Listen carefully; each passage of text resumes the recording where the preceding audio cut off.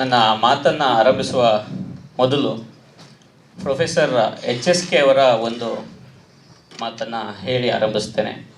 HSK ಅವರು ಮಲ್ಲೇಪುರಂ ಅವ್ರನ್ನ ಬಣ್ಣಿಸ್ತಾ ಹೇಳ್ತಾರೆ, ಕೆಲವರು ಚಿಕ್ಕಂದಿನಲ್ಲೇ ಪ್ರತಾಪವನ್ನು ಮೆರೀತಾರೆ, ಆಮೇಲೆ ಅವರು ತಣ್ಣಗಾಗೋದುಂಟು. ಆದರೆ ಜೀವನದ ಉದ್ದಕ್ಕೂ ಪ್ರತಾಪವನ್ನು ಮೆರೆಯುವವರ ಸಂಖ್ಯೆ ಬಹಳ ವಿರಳ. ಅಂತಹ ವಿರಳರಲ್ಲಿ ಪ್ರಮುಖರು ಮಲ್ಲೇಪುರಂ ಜಿ ವೆಂಕಟೇಶ್ ಅವರು ಅಂತ.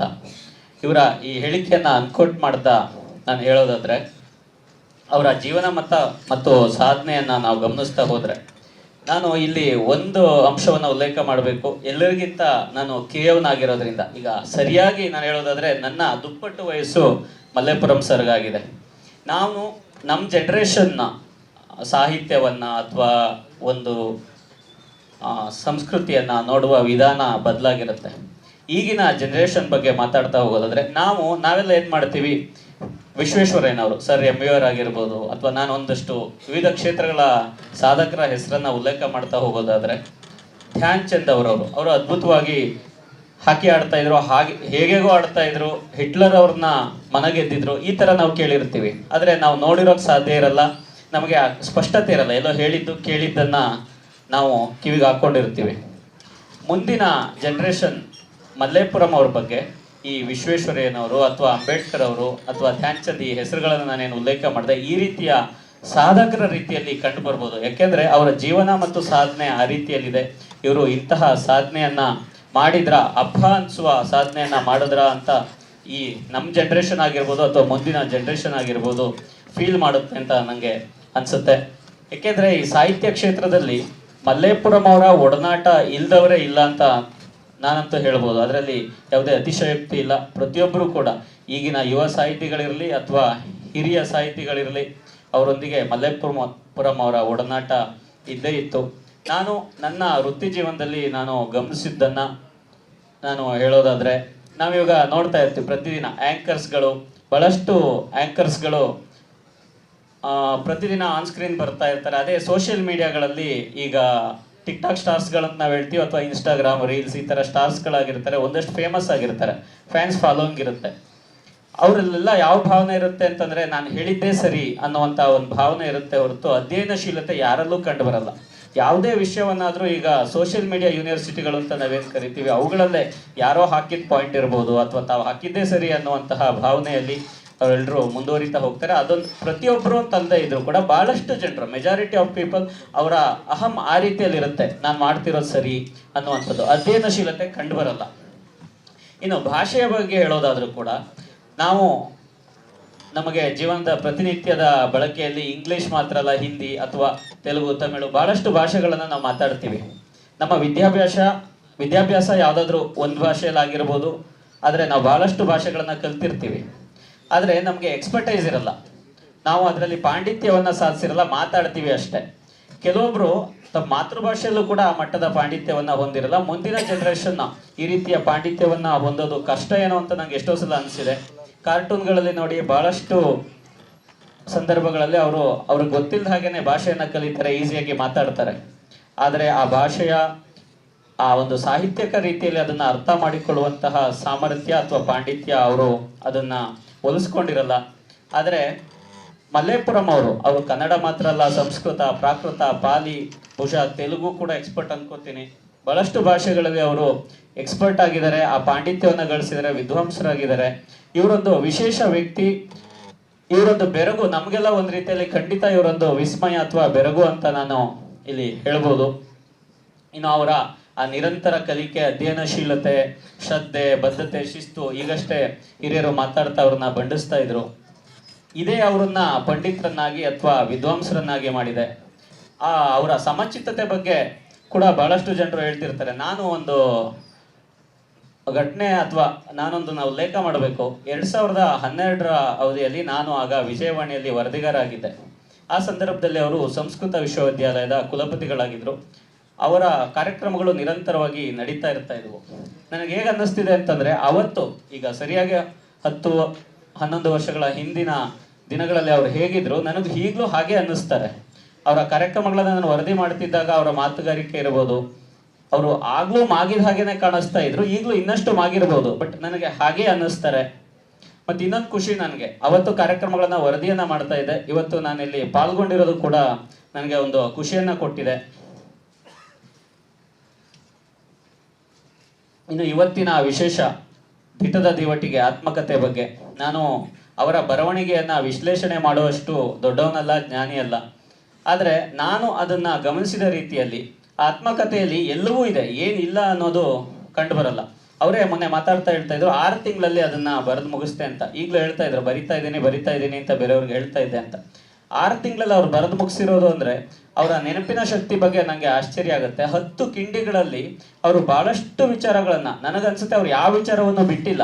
ಬಹಳಷ್ಟು ವಿಚಾರವನ್ನ ಅವರ ಪೂರ್ವಜರ ಹಿನ್ನೆಲೆಯಿಂದ ಹಿಡಿದು ಅಥವಾ ಅವರ ಸಮಾಜದ ವಿವರಗಳನ್ನ ಆರಂಭದಿಂದ ಕೊಡೋದ್ರಿಂದ ಹಿಡಿದು ಅವರ ವಿದ್ಯಾಭ್ಯಾಸ ಇರ್ಬೋದು, ಅಧ್ಯಯನಗಳಿರ್ಬೋದು, ಅವರು ಹೇಗೆ ಸಾಗಿ ಬಂದ್ರು, ಯಾವುದೇ ಅವ್ರು ಎಲ್ಲೆಲ್ಲಿ ದಿನಗಳನ್ನ ಕಳೆದ್ರು, ಯಾವುದನ್ನು ಬಿಟ್ಟಿಲ್ಲ. ಎಲ್ಲವನ್ನು ಅವ್ರು ನೆನಪು ಮಾಡಿಕೊಂಡು ಅದ್ಭುತವಾಗಿ ಬರೆದಿದ್ದಾರೆ. ಅವರ ಕುಟುಂಬದ ಜೀವನದ ಒಡನಾಟಗಳು, ಅಲ್ಲಿ ಕಂಡು ಬಂದಂತ ವಿಚಾರಗಳು, ಅವ್ರು ಬಹುತೇಕ ಯಾವುದನ್ನು ಬಿಟ್ಟಿಲ್ಲ.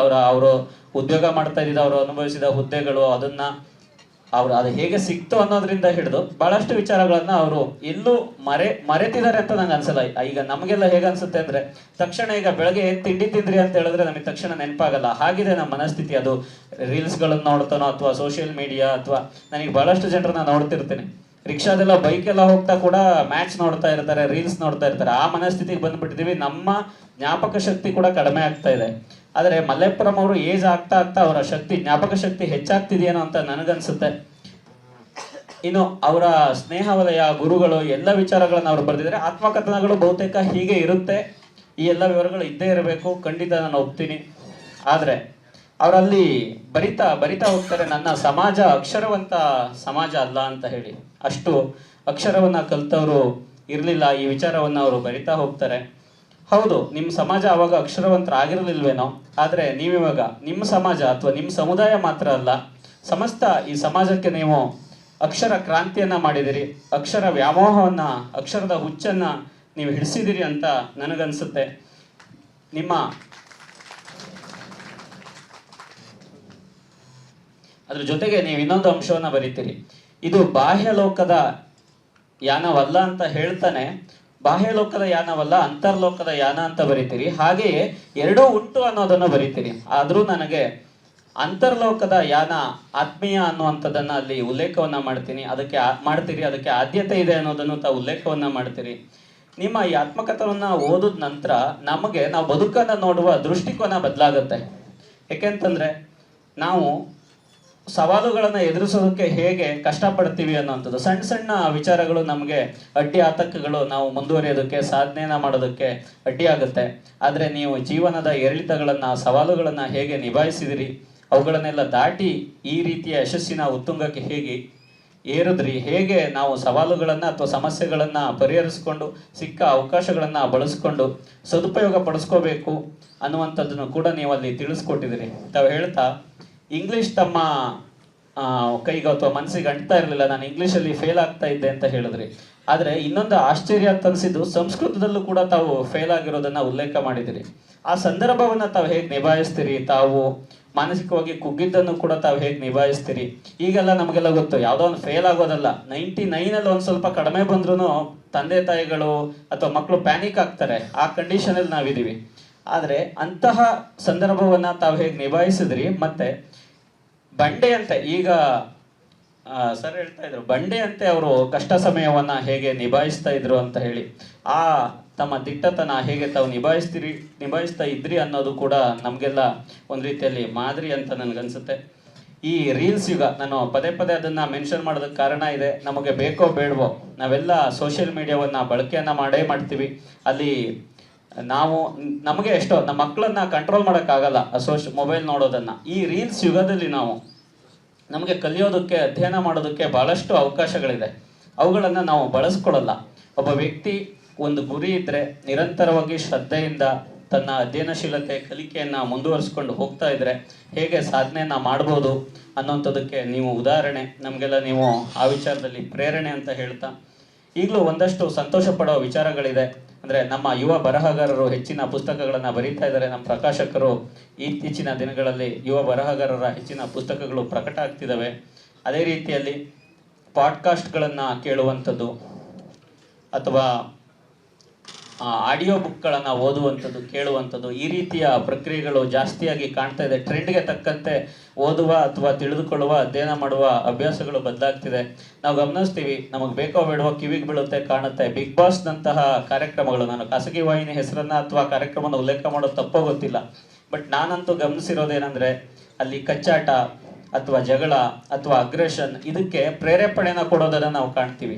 ಈ ರೀತಿಯ ಸಂದರ್ಭಗಳಲ್ಲೂ ಕೂಡ ಯೂಟ್ಯೂಬ್ ಅಂತಹ ಸೋಷಿಯಲ್ ಮೀಡಿಯಾಗಳಲ್ಲಿ ಒಳ್ಳೆಯ ಕಂಟೆಂಟ್, ಜ್ಞಾನಾರ್ಜನೆ ಮಾಡುವಂತಹ ಕಂಟೆಂಟ್ಗಳು, ಮಾಹಿತಿಪೂರ್ಣ ಕಂಟೆಂಟ್ಗಳು ಮಿಲಿಯನ್ ಗಟ್ಟಲೆ ವ್ಯೂಸ್ ಆಗೋದನ್ನು ನಾವು ಕಾಣ್ತೀವಿ. ಇದು ಒಂದು ರೀತಿಯಲ್ಲಿ ನಮಗೆಲ್ಲರಿಗೂ ಕೂಡ ಸಮಾಧಾನ ಪಡುವಂತಹ ವಿಚಾರ. ಇನ್ನು ಇವರ ಈ ಸಾಹಿತ್ಯ ಕೃಷಿಯ ಜೀವನಯಾನ ಮುಂದುವರಿಲಿ. ಈ 72 ವರ್ಷದಲ್ಲಿ ಅವರು ಮಾಡಿರುವಂಥ ಶಂಭಾ ಜೋಶಿ ಅವ್ರ ಬಗ್ಗೆ ಇರ್ಬೋದು ಅಥವಾ ಅಂತ ದೇವುಡು ಅವ್ರ ಬಗ್ಗೆ ಇರ್ಬೋದು, ಅವ್ರ ರೀತಿಯ ಈ ಸಂಪುಟಗಳು ಮತ್ತಷ್ಟು ಅಧ್ಯಯನಗಳು ಹೊರಬರಲಿ. ಅದ್ರ ಜೊತೆಗೆ ನನಗೊಂದು ಸ್ವಾರ್ಥನೂ ಇದೆ.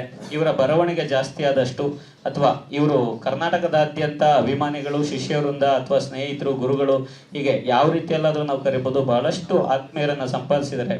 ಅದ್ರ ಜೊತೆಗೆ ಹೊಸ ಓದುಗರು, ಹೊಸ ಬರಹಗಾರರನ್ನ ಇವರು ಹುಟ್ಟುಹಾಕೋದಕ್ಕೆ ಪ್ರೇರಣೆಯಾಗಲಿ, ಮಾದರಿಯಾಗಲಿ.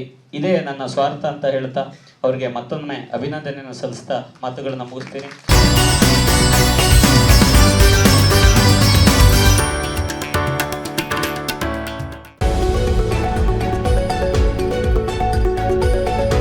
ಪ್ರತಿ ಕ್ಷಣದ ಸುದ್ದಿಗಳಿಗಾಗಿ ವಿಸ್ತಾರ ನ್ಯೂಸ್ ಆಪ್ ಡೌನ್ಲೋಡ್ ಮಾಡಿ. ವಿಸ್ತಾರ ನ್ಯೂಸ್, ನಿಖರ ಜನಪರ.